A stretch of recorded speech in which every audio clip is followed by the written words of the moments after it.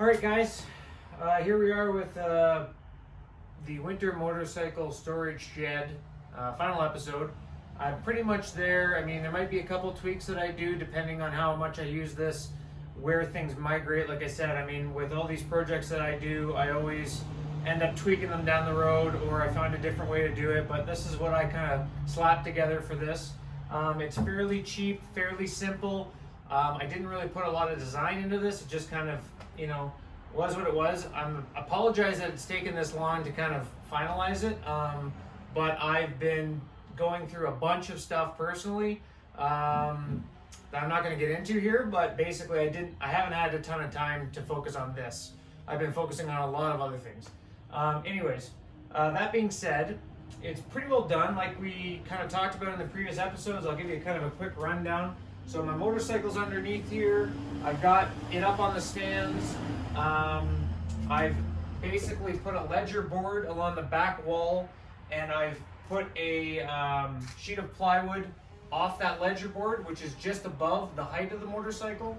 I've come out as far as a couple inches past the edge of the bike, and then I've ripped that plywood, and then I've got almost basically a full sheet here to cover the length of it. I ended up keeping the ends open because I figured, number one, it's less material, it's less work, it's less taking it down, and it kind of gives me the ability to utilize the edges and stuff. Like, as you can see, I put all my F-clamps here, all my quick release clamps here. I just kind of utilize the space for that.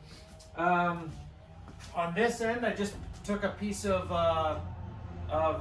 scrap wood that I had, and I put this on the ends to cover it here. It is higher and it doesn't quite look flush and nice or whatever, but it is what it is. I did put the angle on it that basically allows me access in behind here too. I'll show you that maybe later in a quick cutaway, but that basically makes it rigid and strong. I've put some 2x4s down like this. I tied the bottom together with a couple 2x4s, and then I tied the bottom over here to my workbench with a 2x4. So this thing isn't going anywhere, right? It's all kind of tied in. It's not going to kick out. It's strong. The other thing that I did is I've got these old handles that I've had that I've utilized in the kids' play fort or whatever, tree fort that I built for them, which I'll probably do a video on in the future because I built the whole thing as well. Anyways, I had a few of these handles left over. They actually came off of the outside of commercial big heavy plasma displays. There was 4 on each end so that you could grab 2 of these handles and lift the big heavy displays up, hang them on the wall, and then you could take the handles off and it would look nice. I kept a bunch of these handles and I've used them around the house and stuff for different things. Opening gates, like on the side of the house or whatever, gate handles, in and out of the pool, that kind of thing. So I put one up here because the one thing I noticed is that the cool thing about it is, number one, this is strong enough, like I said, the way I built it, that it could support weight. It's not going to go anywhere. So I put a little step stool here. I put the handle that I talked about up here, and it allows me to go up here like this. And now I'm on top of it, and I can get up into the ceiling joists in my garage to kind of throw things up in the joist or whatever if I need, because I don't have it, it's not finished. So I could stand up here, I could grab something off the ceiling, let's say, whatever, this dowel, pull it back down, right? So I don't have to set up a ladder, so that's kind of cool. Oh, you know what, that's a good pointing stick. I'm going to bring that back down with me. So anyway, so that's kind of neat.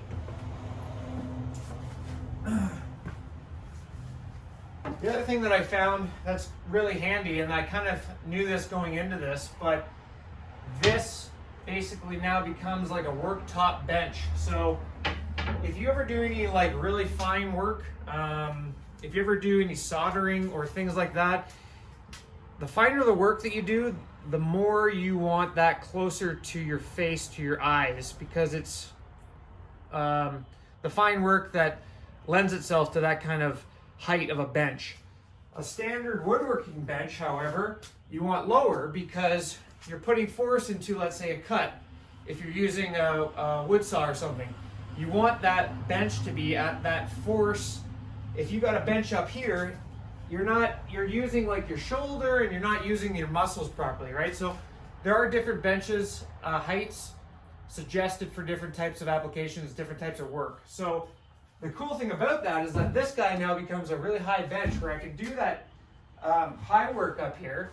The other thing is it's a ton of real estate that I can throw stuff, right? I mean, let's say I got a bunch of junk, a bunch of things I want to throw up there, right? I just start throwing odds and sods.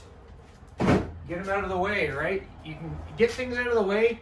You can focus on what you're doing. I'm a firm believer in having organization, having things have a spot, but it's always nice to have somewhere like a bench top to throw things for the interim while you're rearranging or whatever, right? So that's cool. We're gonna leave those there.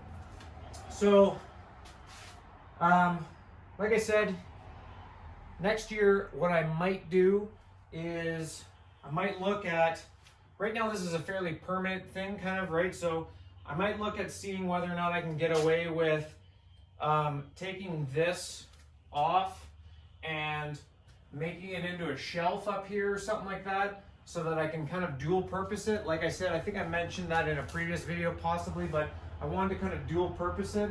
For now it's doing its job. I've got a little workbench, I've got somewhere to throw stuff. I can get up to my rafters easily without setting up a ladder.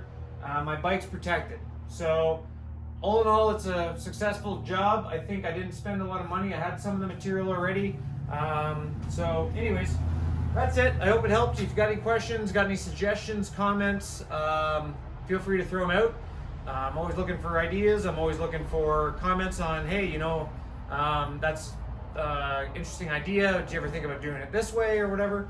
Anyways, things I can add to it or whatever. But yeah, that's it. So thanks again. My next project I'm going to try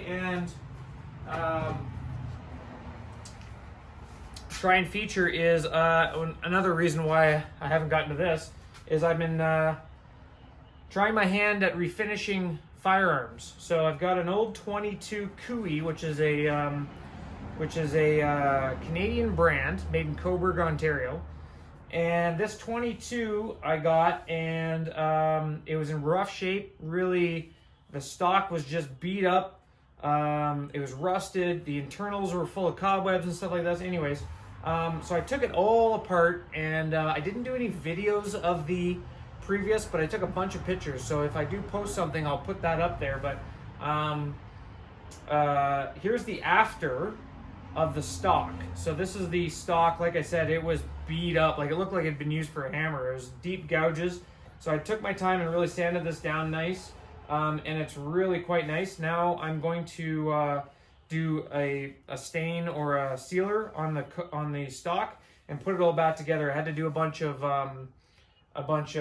metal work on it as well, and some modifications and stuff, but we'll go into that later. I'm not going to leave that here or go into detail on that here, but rest assured, that's another thing for another video. Like I said, I'm into firearms, so there's going to be a bit of firearm content potentially, and I wanted to let you know that this is one of the reasons I didn't get to this, and it's almost done, so that'll be on the chopping block for a future video. So hopefully you guys stick around and enjoy that as well. Anyways, stay safe. I hope everybody's well, and we'll talk to you soon. All right, guys.